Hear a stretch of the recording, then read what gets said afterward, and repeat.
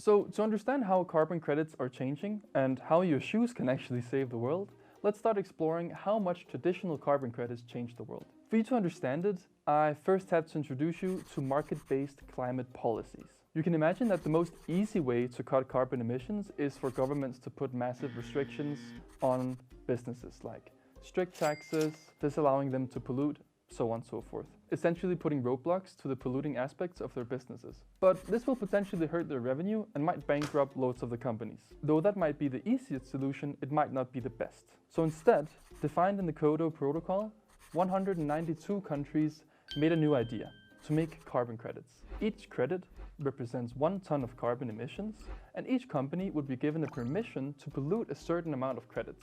If they exceeded their limit, they would be fined. But if they didn't exceed their limit, they could actually sell their credits to other companies, thus making a profit. And that's where the interesting part comes in. They could essentially make it profitable for themselves to cut their own emissions. And this would be done in their own way, deciding the best ways to cut emissions themselves that wouldn't hurt the revenue. Thus, a free market carbon policy. And over time, companies would be given fewer and fewer credits. So it might seem like a utopia model, but critics actually say that there are crucial overseen pitfalls.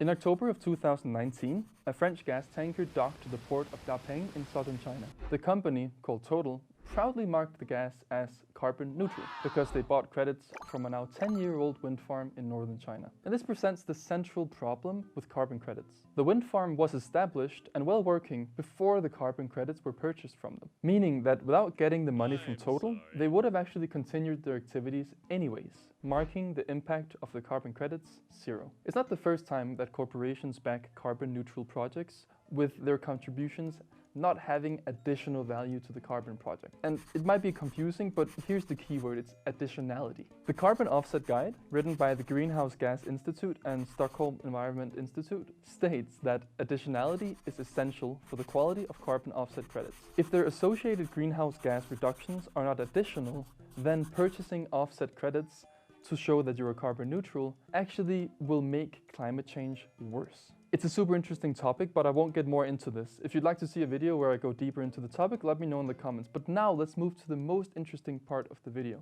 We had a talk with the founder of Rebo Bottle, a bottle that picks up plastic bottles for every bottle of water that you drink. This sounds like a relatively simple idea, but actually it gives an alternative view into what carbon credits could be for the future. Now, I must state that we actually did a promotion for them with a previous review. You should check it out 100%.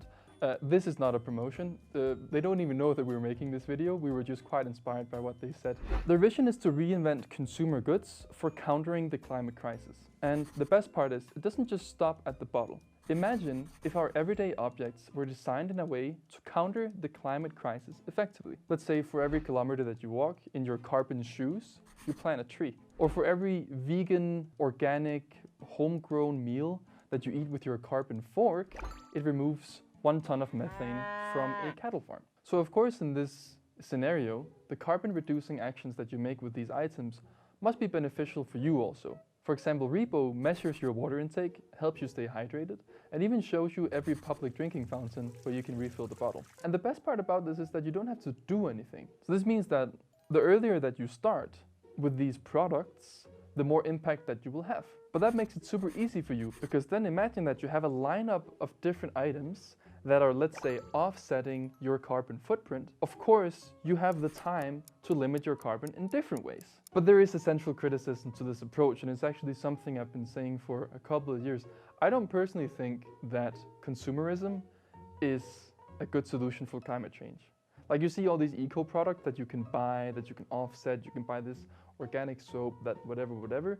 But we know that so much of the pollution that we do is from over-purchasing and consuming too much and buying things that we don't need. For example, buying a cotton tote bag to transport your vegetable. According to a 2018 study done by the Ministry of Environment and Food in Denmark, an organic tote needs to be used at least 20,000 times to offset its overall impact of production. And chances are you don't just have 1 tote bag, you have 3 or 10 or 25. So is this bottle actually any different? It's immensely hard to measure, to be honest. And I don't know.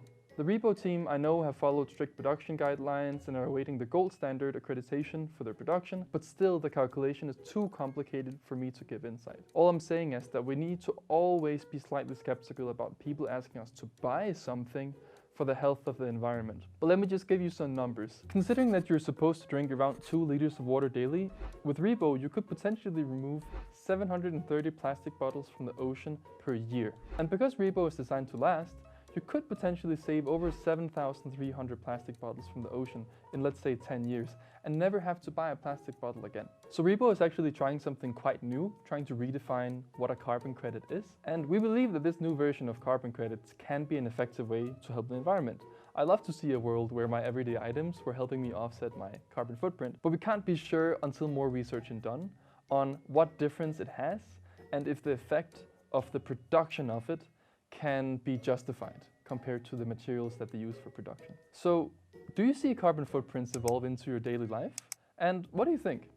Share your thoughts below. That's all from me. I'm Jeppe, and this was Tech I Want.